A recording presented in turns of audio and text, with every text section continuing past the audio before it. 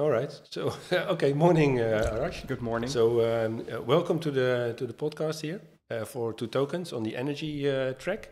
So good to see you at live after a number of video conference sessions that we had.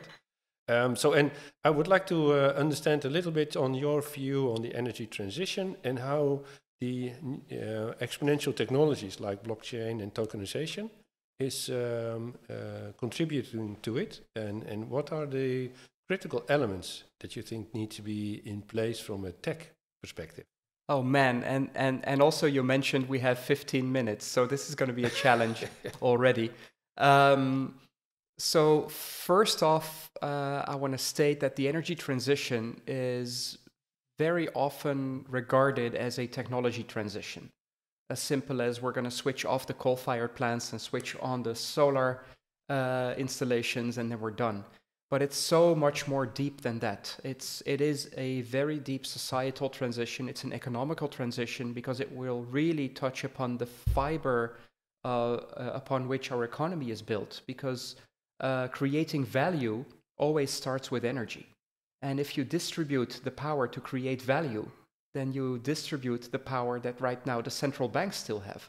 So it's a very deep transition. And of course, then it's an institutional transition also because it needs new laws and regulations. So it's technology, economy, society, and the institutions. And which element do you think is lagging to make it the transition happening?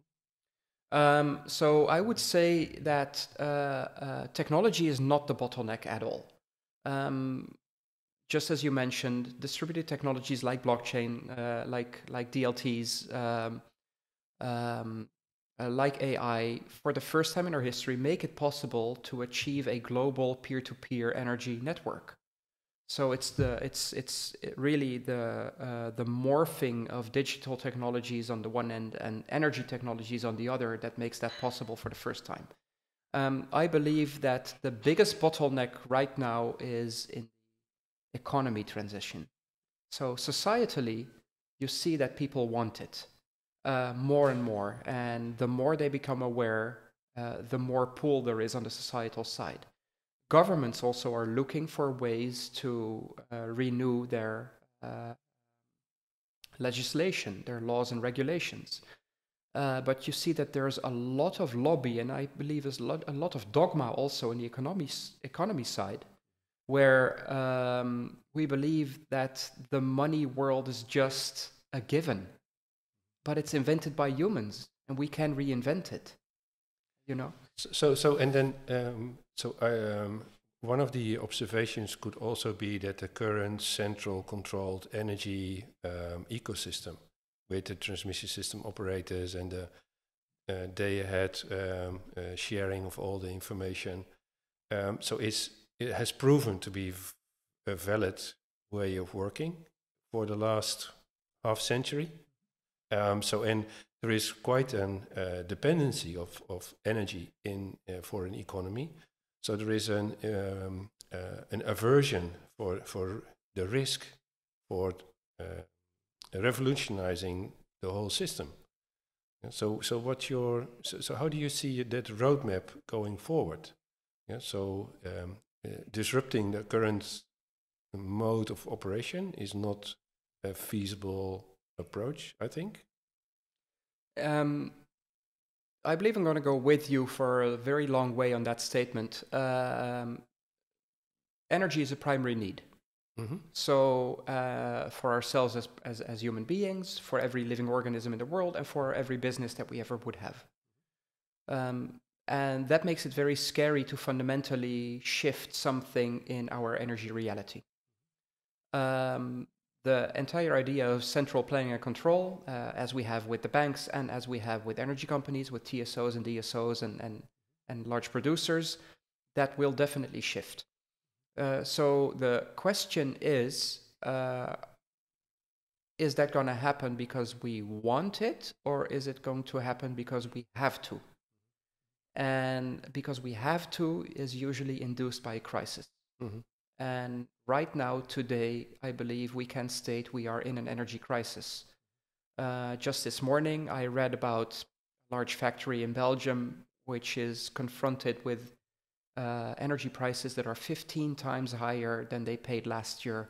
Now they cannot produce anymore, and 1,200 people are sitting at home waiting to see if their job is still going to be there after this energy crisis. So this is a reality that we're already in.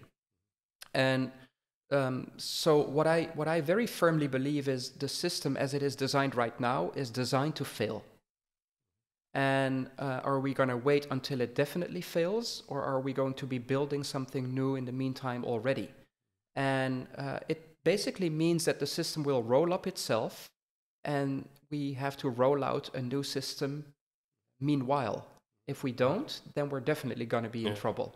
And the better we do that right now, the better we are prepared for whatever is going to come in the next few years. Okay. Yeah. So yeah, I'm with you on that point of view. Hence, we're talking in this podcast. But and I also think that if you build a new system, there should be an emergent effect that it doesn't break the grid, right? So we need to understand the constraints and honor them, from the physical point of view. Absolutely. There's a number of factors there that are very interesting, and one is we can actually develop technologies that will not interfere with the realities as they are right now, but still are future-proof or future-ready.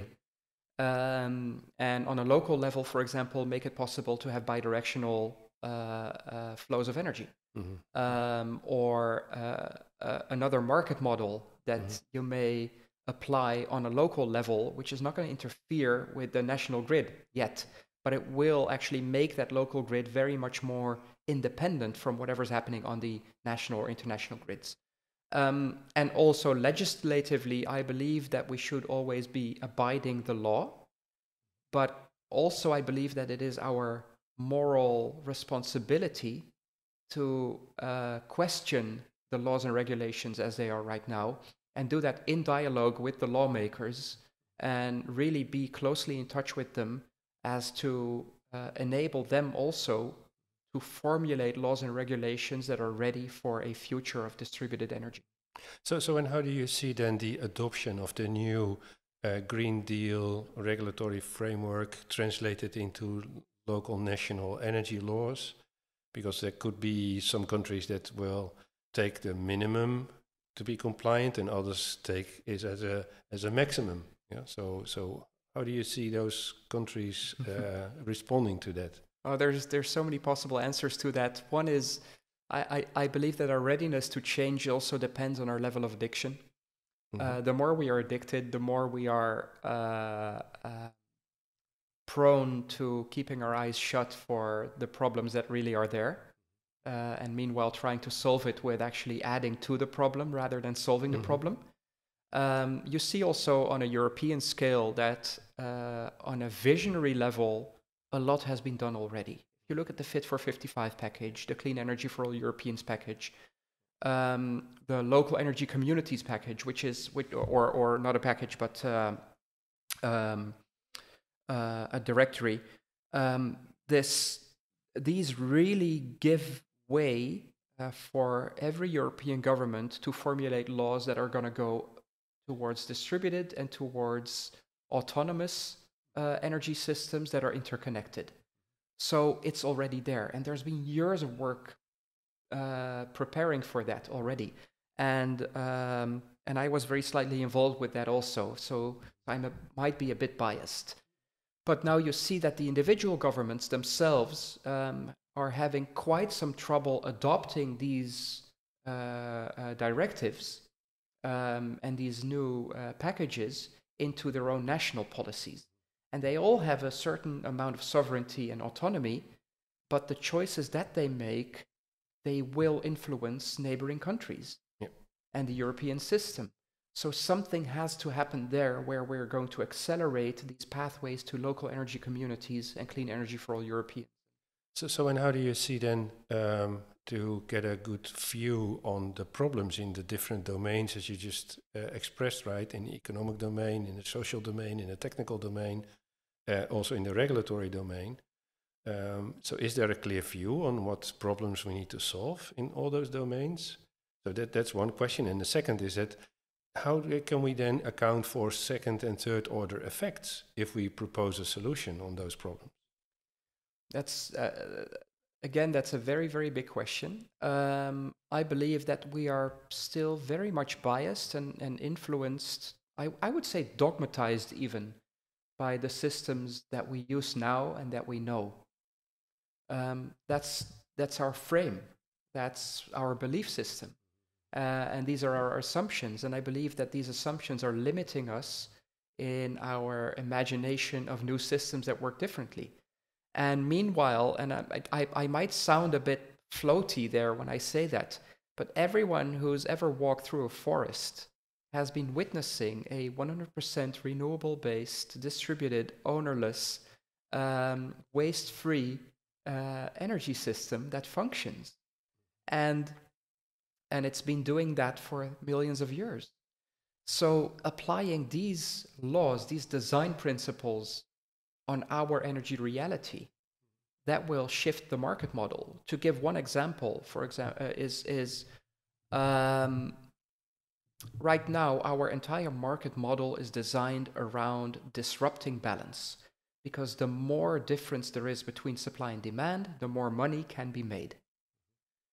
But in a natural system, every organism is tuned towards adding to the balance. And that is how evolution works, and that is how biomes and biotopes work.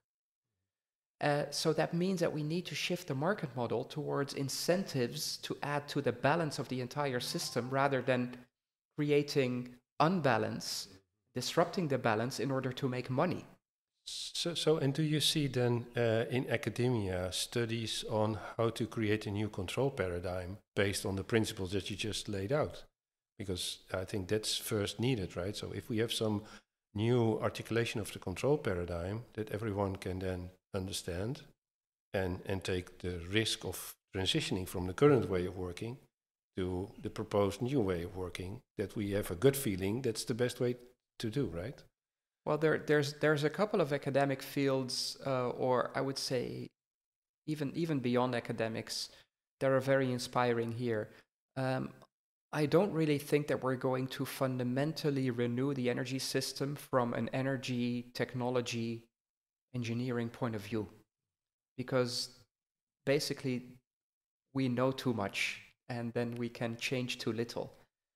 But if we derive our inspiration from biologists, from chemists, from artists, from people that look at the world from different paradigms, then I think we can come a great way in the right direction. So and that's something that you're trying to set up, right, with your hackathon that's running next month? Exactly, yeah. Transform Hackathon. This is exactly the idea behind Transform. Transform is about transformation. It's not about an incremental improvement. It's about a fundamental transformation. It focuses on technology, economy, societal, and institutional renewal for the energy system. We have support from our Ministry of Economic Affairs in the Netherlands, from municipalities, from 3 grid operators, and a bunch of other parties. And I believe that it's exactly these opportunities that we can seize to bring people along, and allow them to witness prototypes and models that are designed upon different principles than the design that we are applying today. And once you know, you cannot unknow anymore. So we want to bring along people in seeing these prototypes, seeing how these things might work or do work already today, and then expand these ideas and models in their reality, and basically have this change effect from the inside. Right. Yeah. So looking forward to all the results that are bubbling up on the hackathon, and we want to incorporate that into Tokens Energy working stream with some eagerness, I must say, because we learned also that the work that we have done in the first phase in the working group with fractional ownership, that some parties in the market says, well, what took you so long to come up with this proposal? Yeah. Yeah, so that means that we have an obvious solution for a lurking need. Now it's the next step to go for the offtake, to touch upon the economic models, control paradigms. So very much looking forward to collaborate in the future. I believe we need each other there, and so it is a wonderful opportunity also to collaborate with you as two tokens on this. And also for anyone listening to this podcast, I want to invite you to be part of Transform Hackathon, which runs from October 31st to November 2nd. It's a 48-hour hackathon in Utrecht in the Netherlands. And right now we have our first meetup tonight, actually, in Arnhem. Okay. So teams are subscribing right now to the hackathon. What's the URL of the hackathon for people that are interested and want to participate? It's transformhackathon.eu. Okay, so everyone get yourself registered and participate. We need all. Yeah, I would love that. A forest would be very silent if only the best birds sing. Yeah, so it's exactly that. No, we need all, and there's no such thing as the best, because we're all trying and looking for these new models. And my hope is that I myself and everybody involved in the hackathon is going to be surprised by something that's happening, some new insights that we gain, or even support, because the biggest thing of the hackathon is actually happening after the hackathon, which is our Impact Booster program, which we're going to launch there. And that means that the ideas and the models and the prototypes that we're working on in the hackathon are going to be incubated for the next 3 years towards maximum impact. Okay. So that's going to be the big thing. All right. So thank you, Arash, for this interview. Thank you so much. We stop here, and until next time. And wonderful to meet you live at last. Yeah, indeed. Likewise. Thank you. That was it for today's podcast. Thank you for listening in, and please subscribe so you don't miss out on our upcoming episodes. If you want to get in touch with us, you can find our contact details at www.twotokens.org.